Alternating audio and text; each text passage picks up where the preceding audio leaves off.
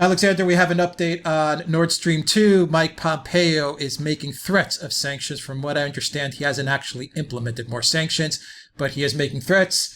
Germany is moving forward. They seem unfazed by the threats. Russia is moving forward. They seem unfazed by the threats. What is the latest on Nord Stream 2? Yes, this is a direct follow-on from the video we did just a short time ago on this. If you remember, Denmark allowed the Russians to use ships which, instead of use anchor positioning instead of power positioning, to lay the pipes that are under the sea for the final stretch. That seems to have provoked Mike Pompeo at the State Department to make these additional threats of sanctions. They're not actually new sanctions. What he has said is that Nord Stream 2 is no longer immune from sanctions as it once was. So the sanctions that the United States might implement or has implemented against Russia could be extended to include Nord Stream 2. The Germans are angry. They're saying quite clearly, we're going to press on. The German foreign minister has spoken out about this. There's been comments from the German government. They are supporting Nord Stream 2. The Russians are pressing ahead with the pipeline laying. It will be done. I am quite sure it will be done. I think that this is, again, a case of the United States noisily protesting against something that has already happened. It is not without consequences. It will create further strain between German and US relations. It will make for more things for Trump and Merkel to argue about. And I think part of what is driving this is the very real animus and hostility there is between the two.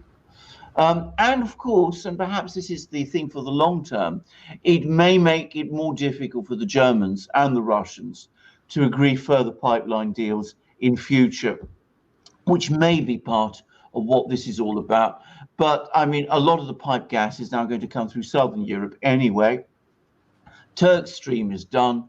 Mike Pompeo spoke about Turk Stream, or rather the future spurs of Turk Stream, also being potentially exposed to sanctions. But that's very difficult to see how that is going to happen, because a lot of those spurs may be built without direct Russian involvement. So it's a play by Mike Pompeo and the US to stop a pipeline that's almost done and which will be done.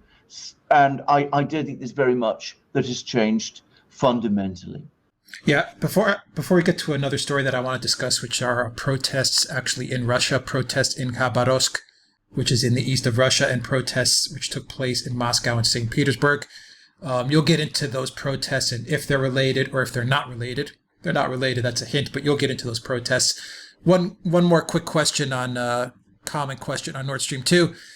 Is it fair to say that the U.S. really boxed themselves in a corner with Nord Stream 2? In other words, to me, they lost any leverage and they took themselves completely out of the energy game in Europe, not via the Donald Trump White House, but via the Barack Obama White House when they went after Russia. When they decided to go after Russia and demonize Russia, decided to instigate the coup in Ukraine, decided to just basically burn the whole place down. That's when they took themselves out of the game in Europe as far as energy is concerned. Look at the geography. Russia is here. Europe is there. The U.S. could have been a player in all this. They could have been doing business in Europe along with Russia and Germany. But instead, Barack Obama took a different line, took a different path. And now you have Trump, who tried to create some sort of dialogue with Russia, rapprochement with Russia. He got taken out. And so you're stuck with the idiot Pompeo making stupid remarks once again. But at the end of the day, zero leverage because of the past geopolitical decisions via the Obama White House and then the deep state with the Russiagate stuff. Anyway, we know the story. They totally took themselves out of the freaking game.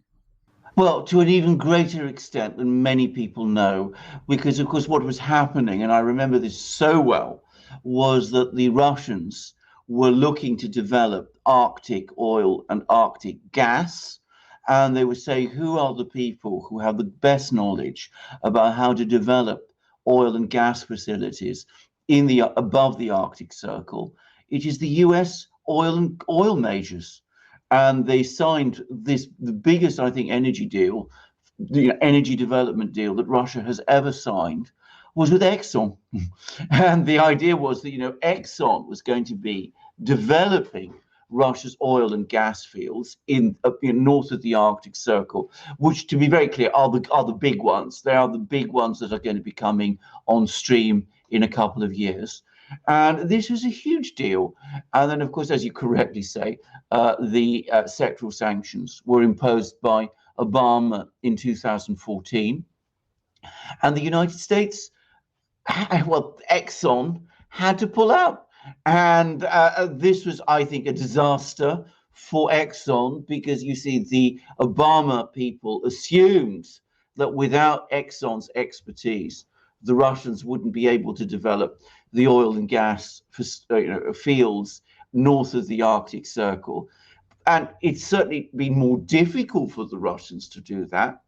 But they developed the technology, and they did it because for them, it is an important national interest and an overriding priority.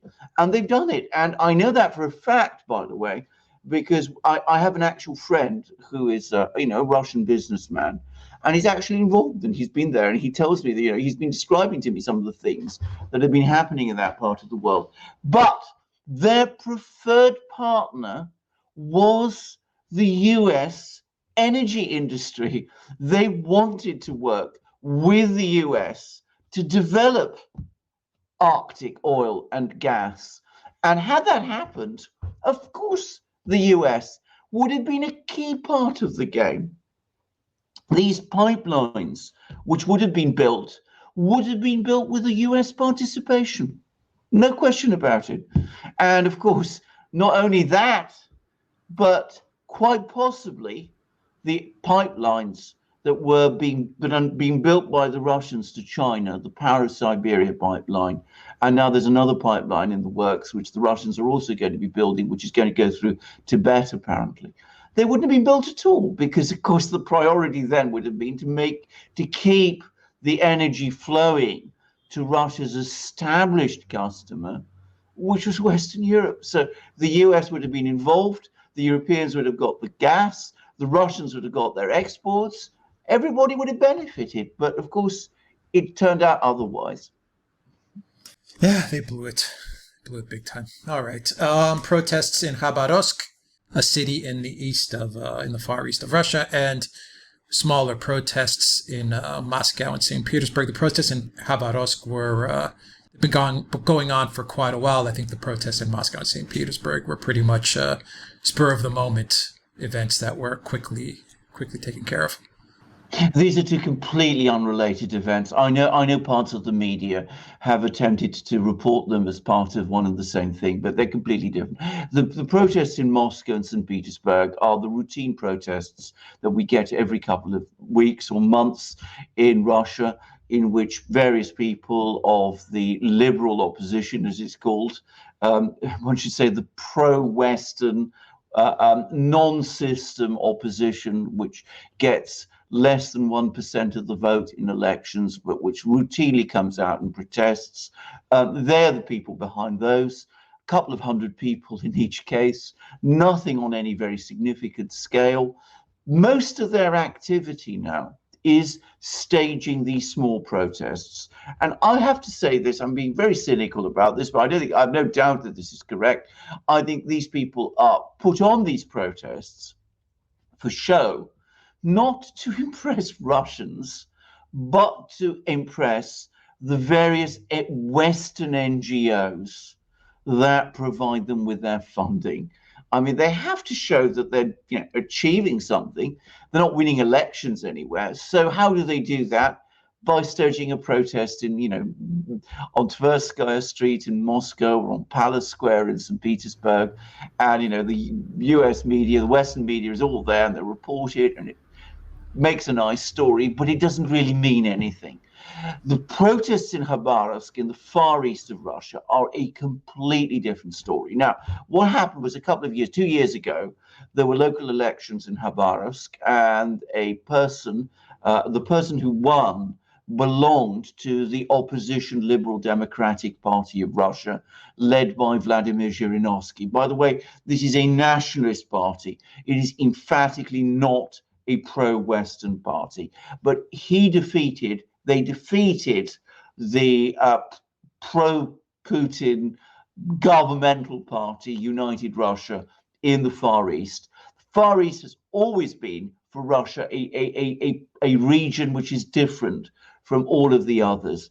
Now, what has happened is that a couple of days ago, about a week ago, the governor who won that election, who is supported by the Liberal Democratic Party, this opposition figure, was arrested by the Russian authorities and charged with organizing murders 15 years ago. These were hitmen killings.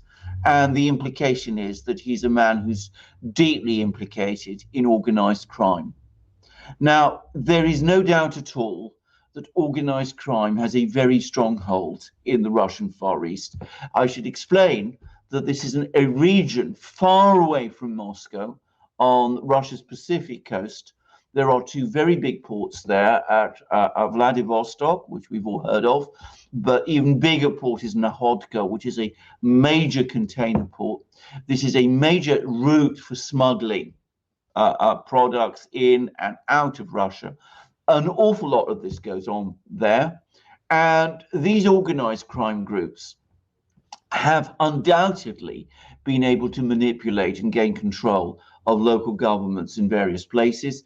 And they have also successfully staged demonstrations, protests in the past. I can remember one about 10 years ago when they staged similar sized protests after the Russian government sought to restrict imports of second-hand cars from Japan, which is very much part of, the same sort of rackets.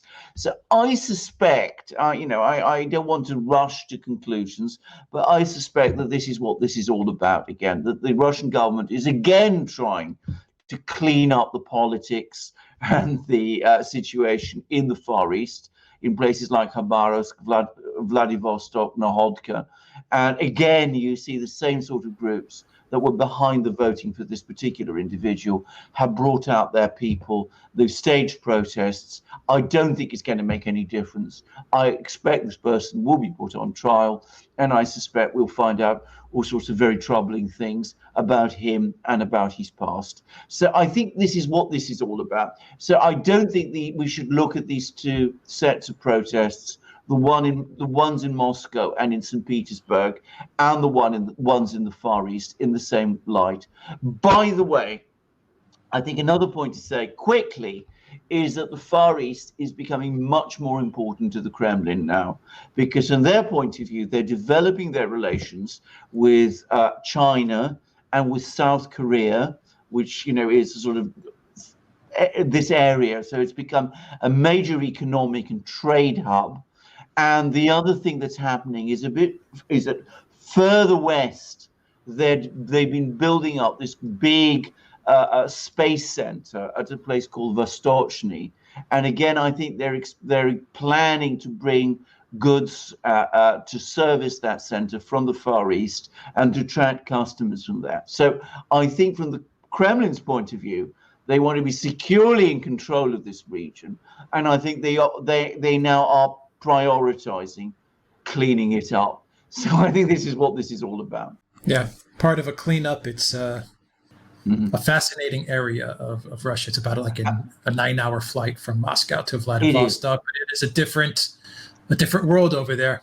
It's a completely different world. A very, very different world. I've never been there myself, but people who have tell me that the landscape is astonishing and the wildlife is remarkable. They've even got tigers there, by the way. That's where the Siberian tiger really is. And I've also heard that Vladivostok is actually rather a beautiful city. I mean, it's on the sea. There's some comparisons you hear from people make that it's a bit like San Francisco. Well, I don't take that too seriously, but I mean, it's certainly, apparently it could be a really pleasant place if these sort of problems were sorted out. Nice place to live.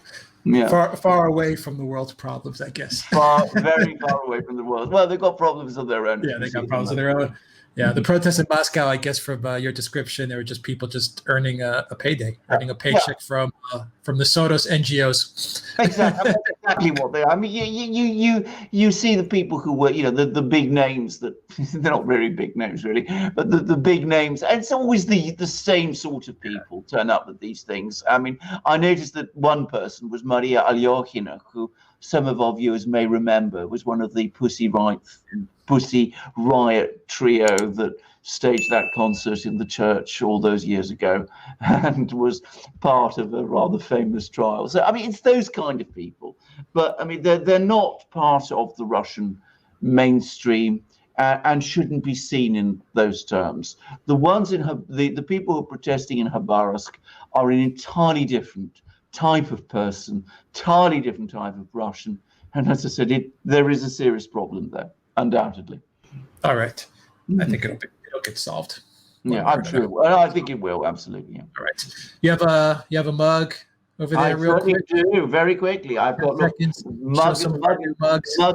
of the United States, a mug of Australia, smaller mugs with Greece. As you can see, we're now got also smaller mugs for people who want double espressos and things. So we've got all these amazing mugs, and I think, Alex, I'm right in saying that you've got a range of enameled mugs coming out now, which have just come out, which I haven't yet seen, but which sound fabulous. I'm really excited about those. You also have the Patriot Beacon. Just show the Patriot Beacon real quick.